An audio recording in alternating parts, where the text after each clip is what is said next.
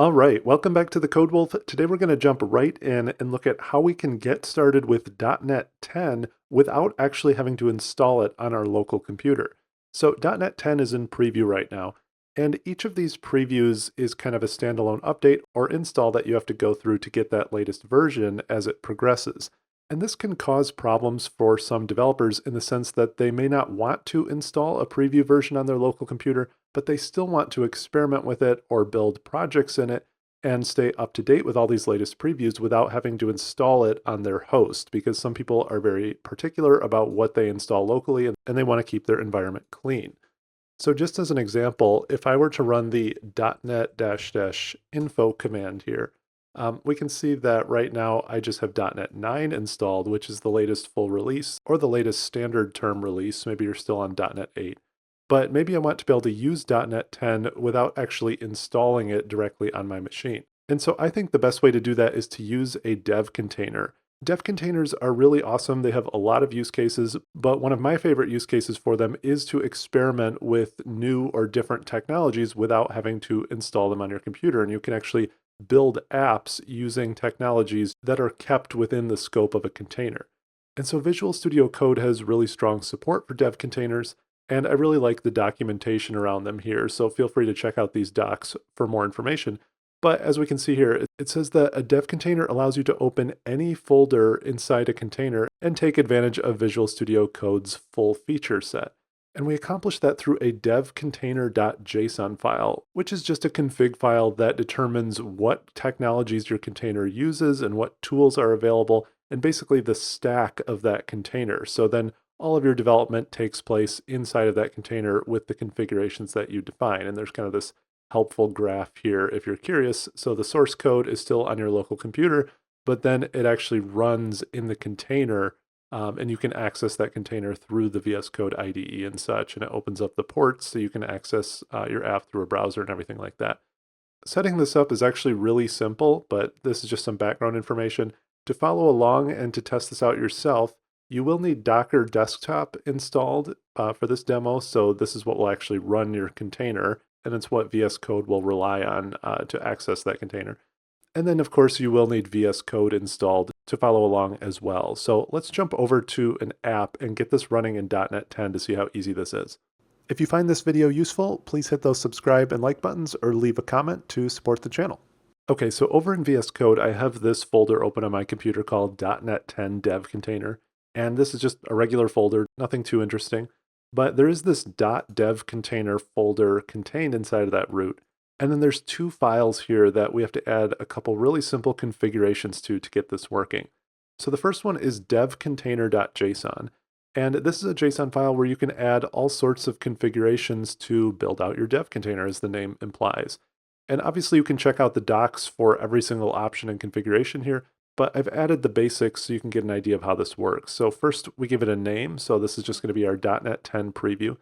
And then these build settings configure all of our Docker options. So in this case, we're going to point to a Docker file, which lives over here in our folder as well.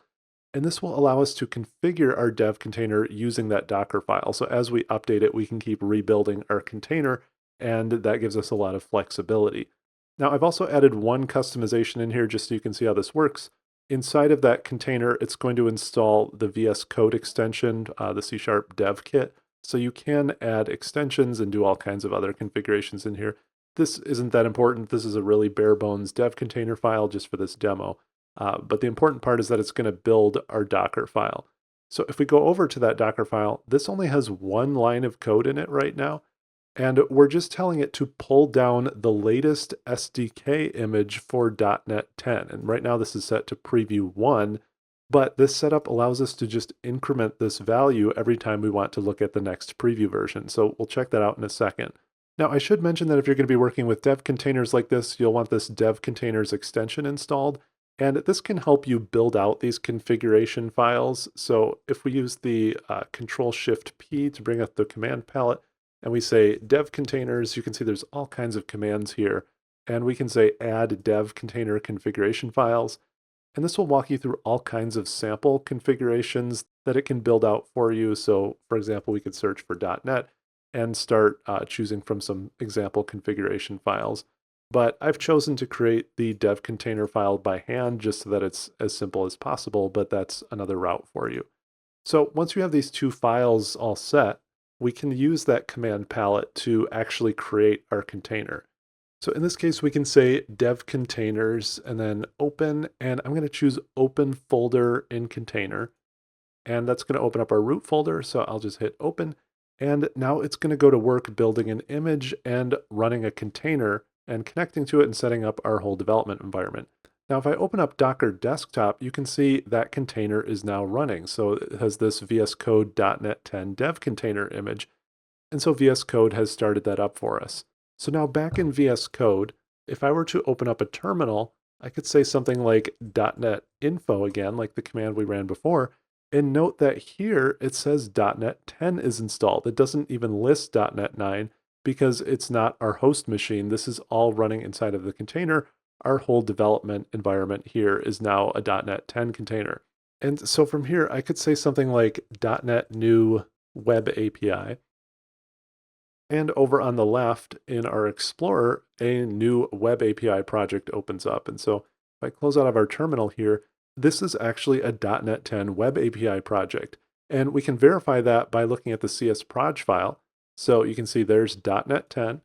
And if we go back to our terminal and we say build, that build is going to complete successfully inside the container because .NET 10 is available, even though we would not be able to build that on our host machine. And then we can say .NET run, and that's going to start up our API for us. And so if I were to click on that URL, and so if we go to the weather forecast default endpoint, of course, there's our weather data coming back from our API. So if we look at the program file, there's this weather forecast endpoint, and we're just hitting that in our browser.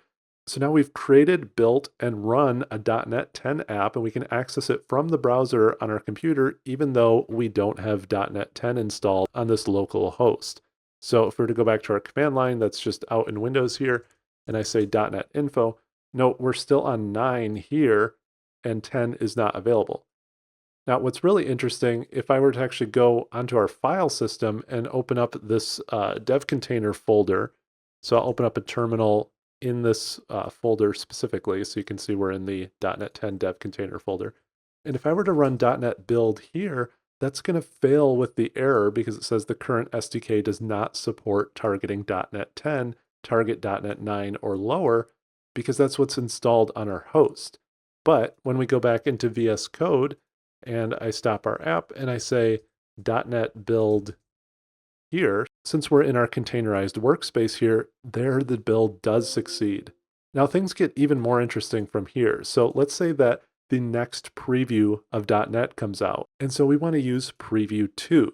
So if we go back up to our Docker file, all we have to do is change 1 to 2. So 2 is the latest at the time of this recording. So I'll set that to 2. And then we can say dev containers rebuild. So if you just search for this command in the palette here, and it's going to refresh our UI and it's going to reconnect to our container as it's building out that new image and starting our container and all that. And so now, if we open up our terminal again and say .NET info, sure enough, now it says preview 2 is installed. So remember that was preview 1 before, but now we have preview 2. And we can, of course, still say .NET build. And that's going to work just fine for our .NET 10 project here. So I think this is really cool. Play around with this setup, and I'll have plenty more .NET 10 content on the way about different features and what's new. So please hit those subscribe and like buttons, and I'll see you next time right here on the Code Wolf.